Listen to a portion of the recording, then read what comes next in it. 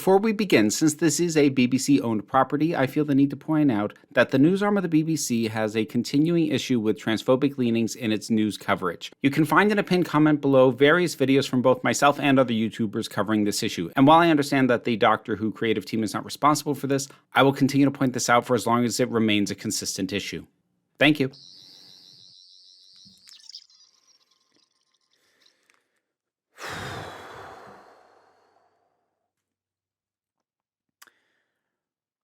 Well, here we go again.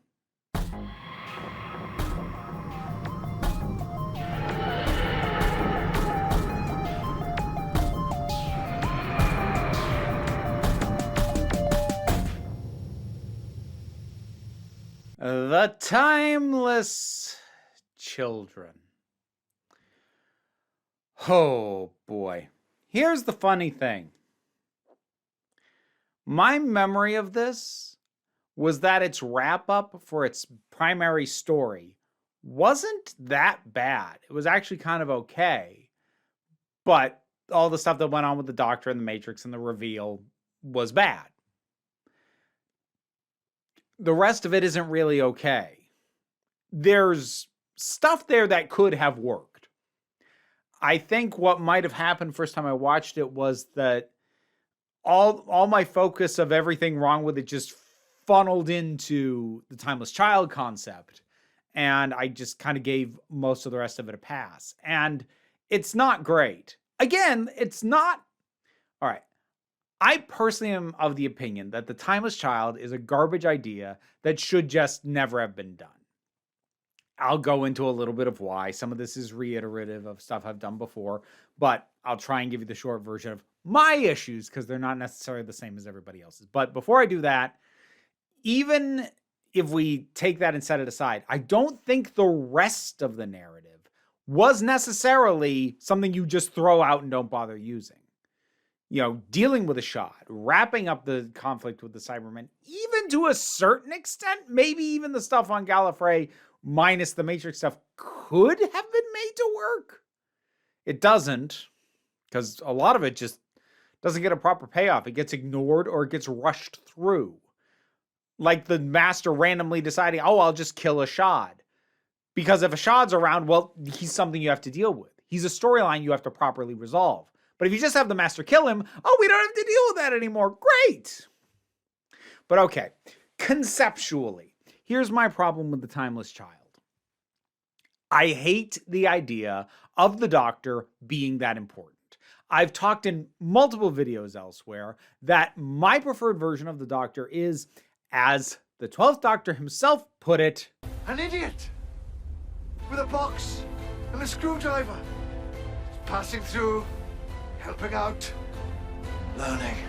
The Doctor should not matter. And I don't mean like to anybody. Obviously, the Doctor matters to, you know, the people that they save, their enemies or what have you. But the universe, the Doctor should be a blip at most. And don't tell me that, well, you know, the Doctor travels all throughout time and space, and with traveling through all of that, you know, they're going to build a reputation. They're going to be known. They're going to be seen as important. No! All of time and space. The Doctor is several thousand years old. That is not even a flick of an eyelash to all of time and space. I don't care how much of it you spread it across. So just on premise, I don't like the Doctor being that important. It makes them less interesting to me when the Doctor is just the most amazing special thing ever. This is part of what drove me crazy during Moffat's era. A little bit during Davies as well, but it got worse under Moffat. And I, like, Moffat did some of my favorite stuff, but like that stuff drove me crazy, especially with Smith. This is that writ large. So now not only is she this super amazing special thing that we don't even know what she is. She comes from this other dimension. We don't even know where. We don't know how. We don't know what she is. So now she's suddenly truly unique, and not in the way that the Doctor was made unique previously, being the last of the Time Lords. That's unique as a survivor. Now it's just like totally unique. Nothing else like her, so far as we know. And she is now responsible for why the Time Lords can even regenerate. And we established that regeneration came before time travel, and so arguably one was built on the back of the other. Maybe not technologically, but philosophically. If you can continue to regenerate your life, up to 12 times with the set limit, then you have the way more time to figure out crap like time travel and make more of an impact and control more like the Time Lords do. So now one of the two things that define Time Lord society as a whole, those two things being regeneration and time travel, the Doctor is solely responsible for. I mean, not creating it technically. Tectayun has more response to that, which is another thing that doesn't work. Like, they try and build up the whole idea of Tectayun and like, it was your mother. She doesn't know who she is. All of this is words. Like, look, I never believed it was the case, but I understand why a lot of people coming out of this were prone to think that the Master was just lying. Because not only did most of them not like what was in here, but like, there's literally nothing but what he presents. And most of it's with his voiceover, so it's literally him telling her what this means. This was your mother. We don't know her. She doesn't know her. This has no meaning, no substance, nothing. But here's the thing.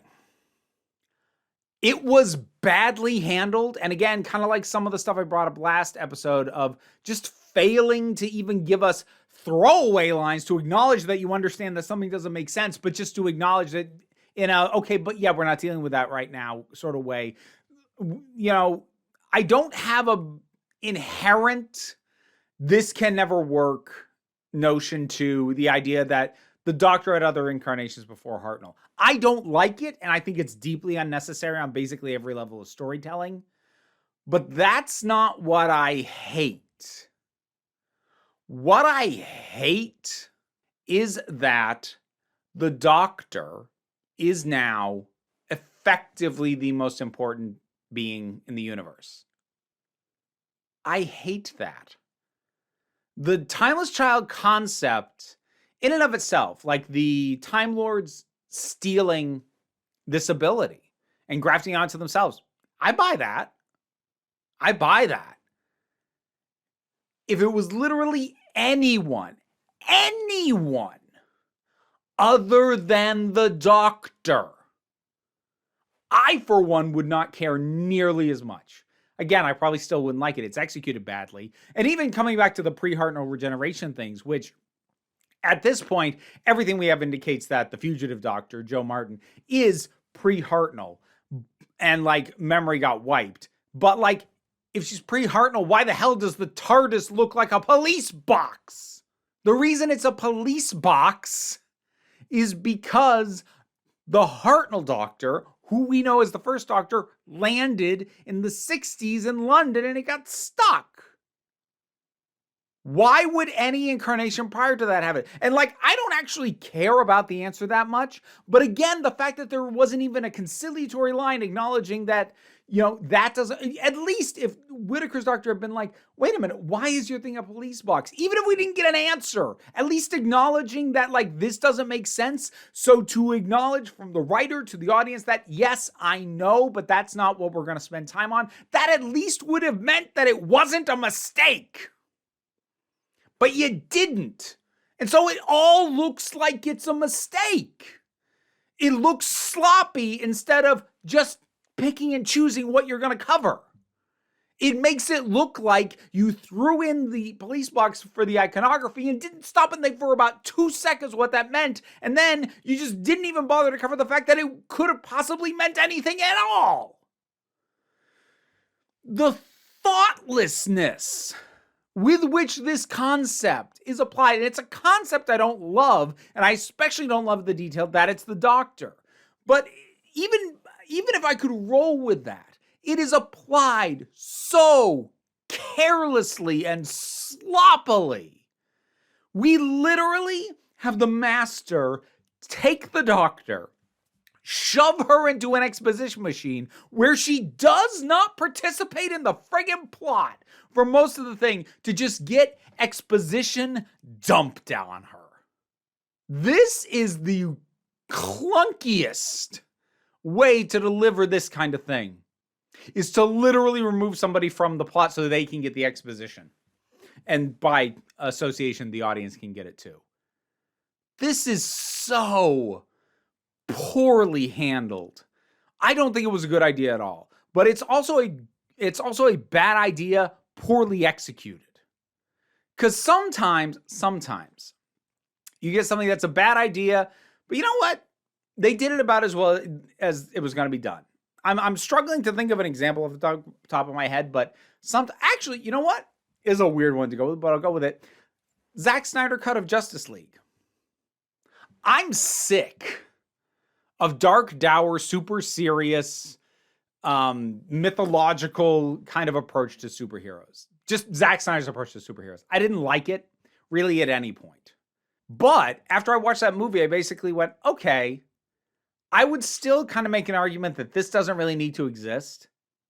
But if it's going to, that's about as good an execution as it was going to get.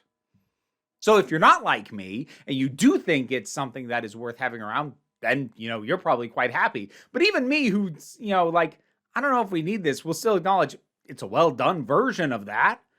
This isn't even that. It is sloppily delivered. It is a convoluted idea that, especially now at this point, we know adds nothing.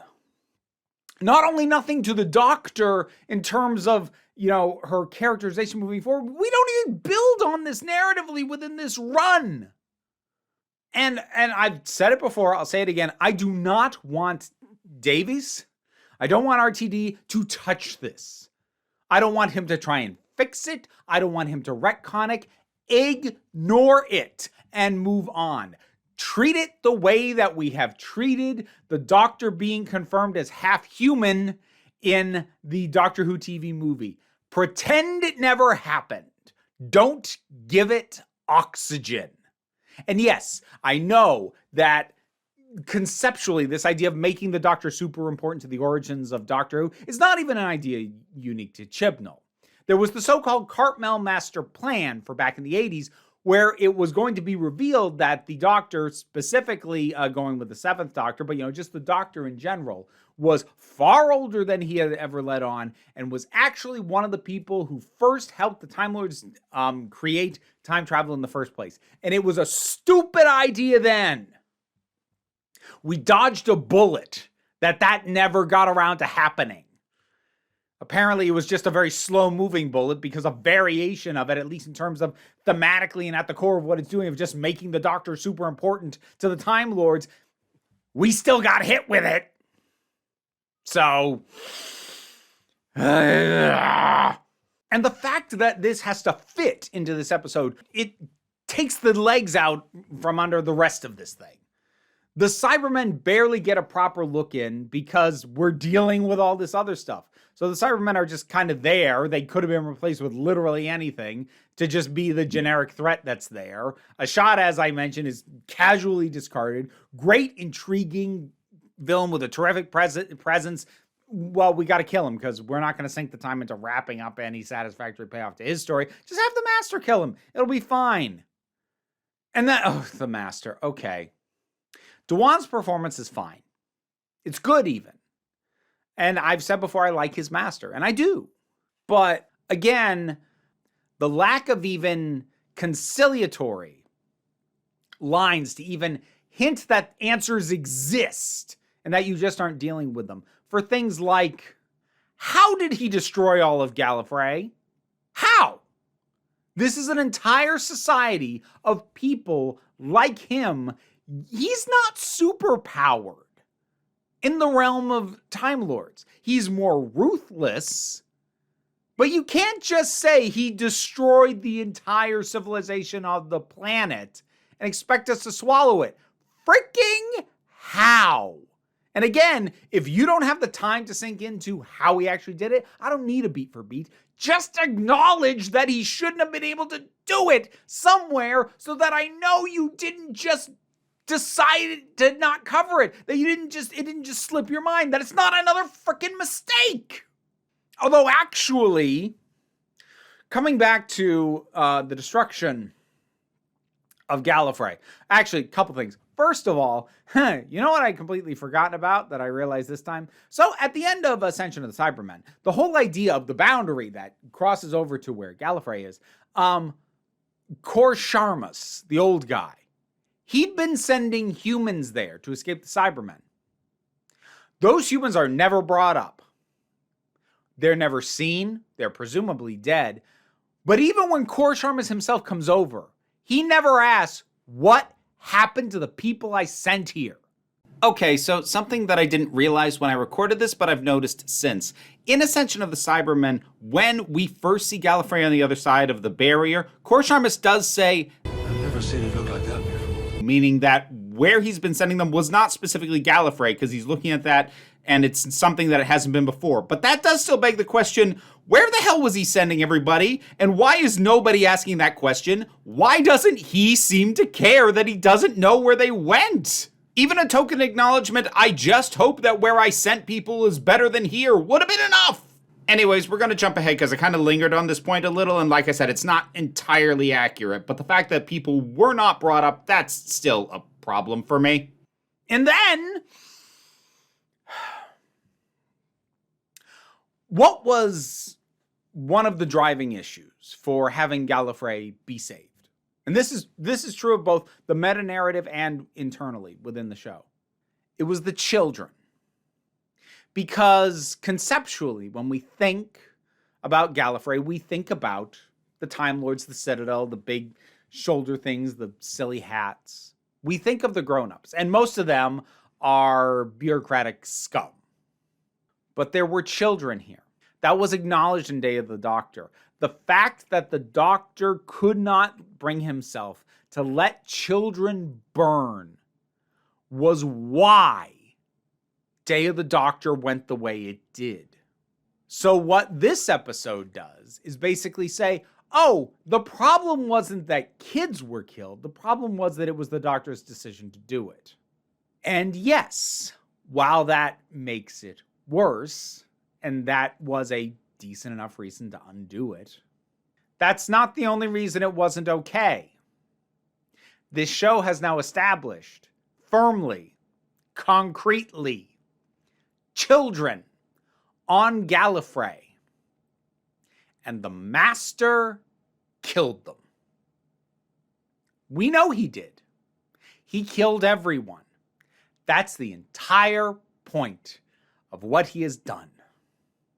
So we have now rendered the Doctor's victory in Day of the Doctor, the entire premise for saving Gallifrey at all, hollow and pointless. They're all dead, including the children. So I will circle back to something that I have been noting about Chibnall's era since his first episode as showrunner.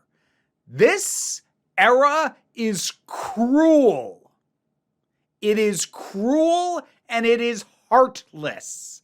And maybe it is that way because of a lack of consideration.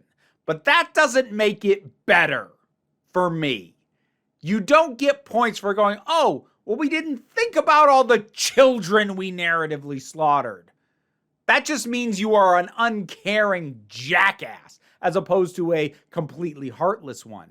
But at the act of narratively killing all of the people that the Doctor saved is cruel. And it's also, unfortunately, not up for debate, really. Because not only does the Master say he killed everybody, we don't even have to take his word for it, because towards the end, that frickin' death particle thing, which is deeply unnecessary and added nothing, ultimately, but that entire thing, which before it was presented as if it would destroy like everything, like on a universal scale, or at least a galactic one, now it's like, it'll destroy all organic material on a planet. Like, okay, well, why was it presented like it was bigger than that? Was his plan to just go from planet to planet to planet and set it off literally everywhere? That's a minor thing, moving on. But regardless, that gets set off. So even if, in theory, you want to tell me that the Master lied about having killed everyone, or that some people escaped him and were hiding, doesn't matter, the planet killer bomb was set off. So they're all dead. what the doctor fought for. The children the doctor fought for are dead. F*** off. But you know what? Let's get back to the freaking exposition machine again, because I wasn't done with that damn thing. So coming back to the fact that not only is the timeless child a bad idea, but it's delivered poorly, there are questions legitimately brought up by the doctor while she is in that damn thing that don't even get answered or acknowledged. So like, when the master says that they lied to her and they wiped her memory, she asked the question, why would they lie? That is an excellent question! If what they needed from her was regeneration, they got it. Why would they keep her around at all? What was the point of wiping her memory? Because if she was working for division, then clearly they had convinced her or an earlier incarnation of her or him or them or whoever it was to go along with it. But now if they wipe the doctor's memory, they're going to have to go through all that again, which clearly they never got around to doing because the doctor got off Gallifrey in the freaking TARDIS before that happened. Why? Any of it? What was the point of wiping her memory? Why would they do that? That is a good question. We're not even going to acknowledge that an answer exists, but it's a good question. Oh, and here's one. This one pissed me off. So the doctor says about the entire, I actually kind of mentioned this in the Ascension of the Cybermen review. The master brings up the fact that the whole Brendan Ireland thing is like to mask the information, which I brought up last video. Tectone and put a visual filter over it so that no one who watched it would find it remarkable. Makes no sense. No sense at all, because that's a place on Earth. Why is there Earth data in the Matrix that's supposed to be about Gallifrey and the Time Lords? So, like, that's not going to hide. That makes no sense. Makes no sense. But beyond that, he says he sent the images and the memories of Brendan's life into her head, and that was why we were seeing it. I transmitted them into your mind as you tracked the Cybermen. No, he didn't. No, he didn't. No, he didn't.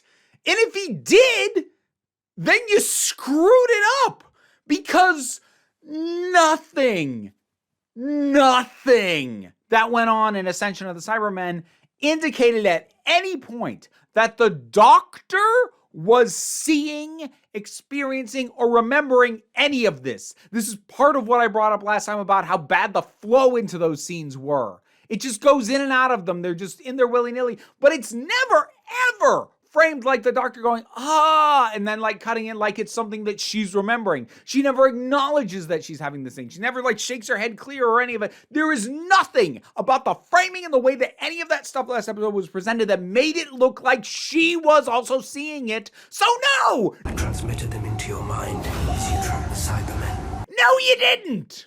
Now I'm just gonna kind of rattle off a bunch of other stuff that annoyed me.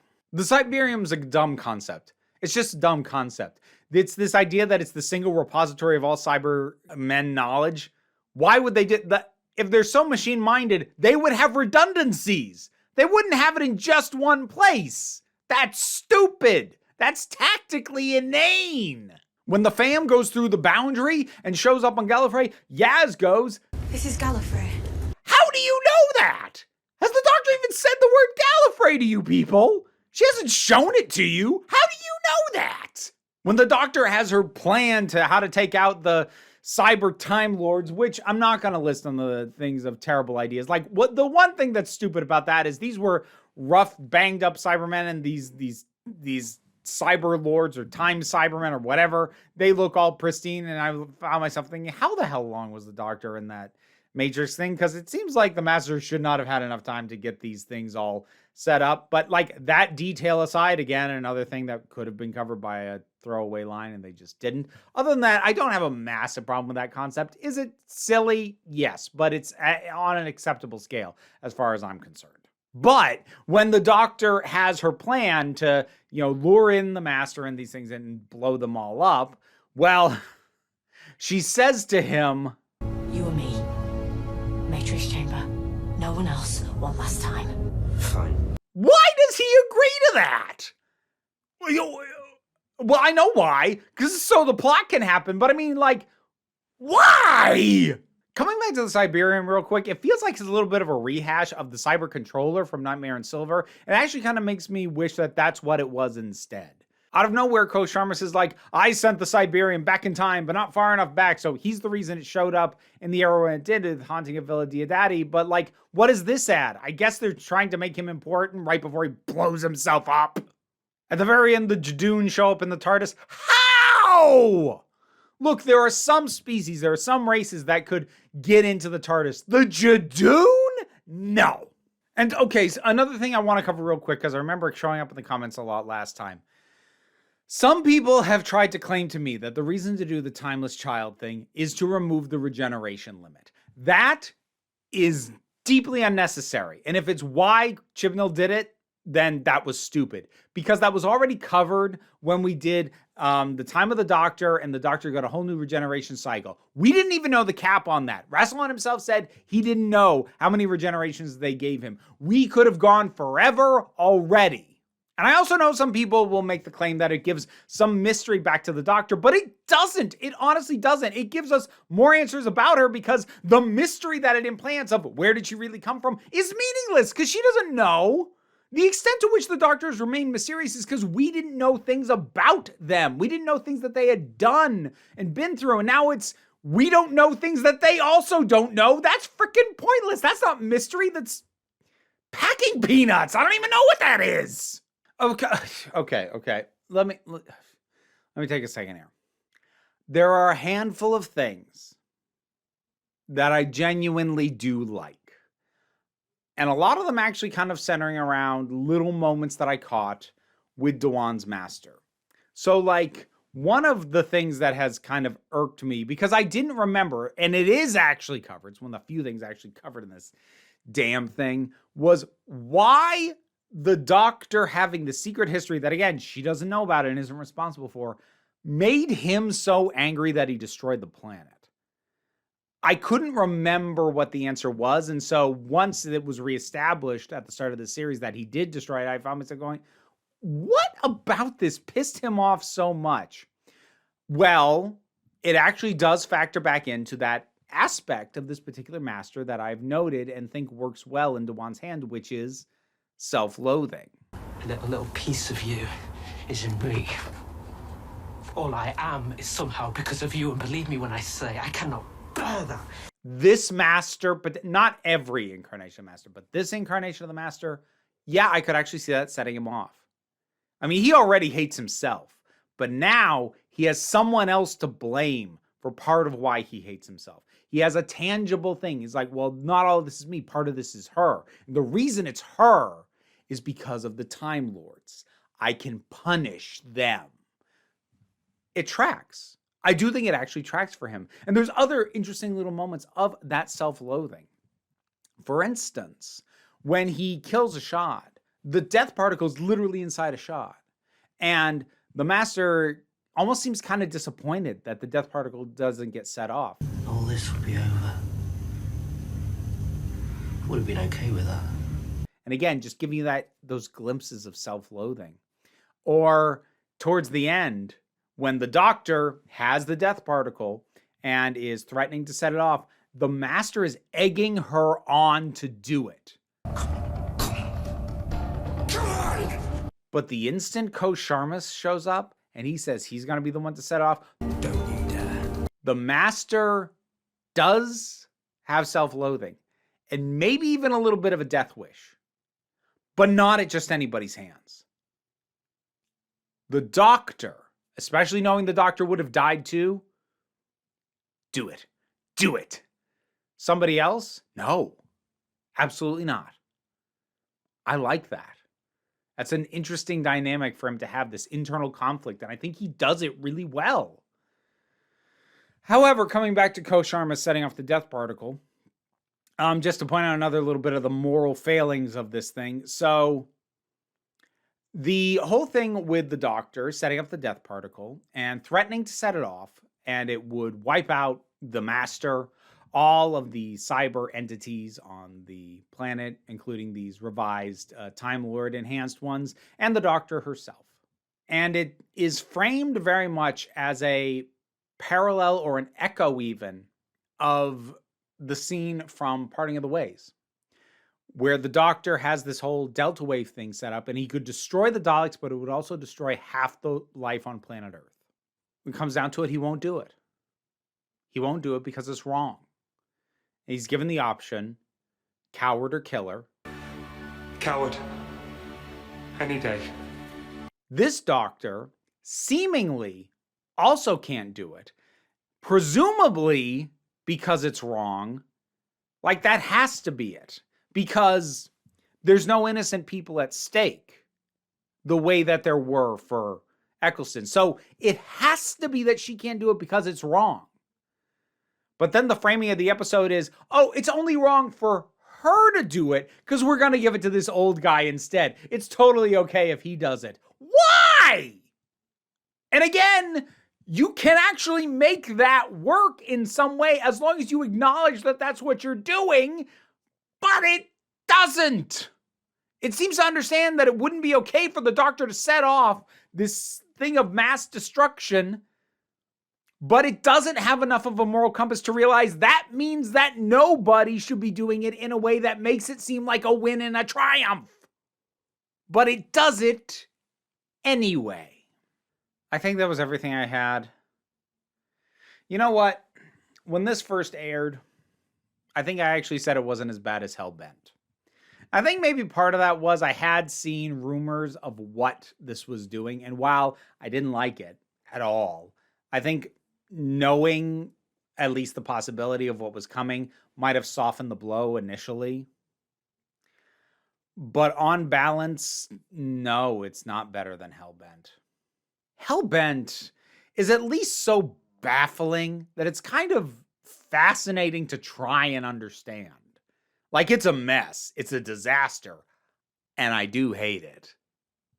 But there is stuff to talk about beyond just anger.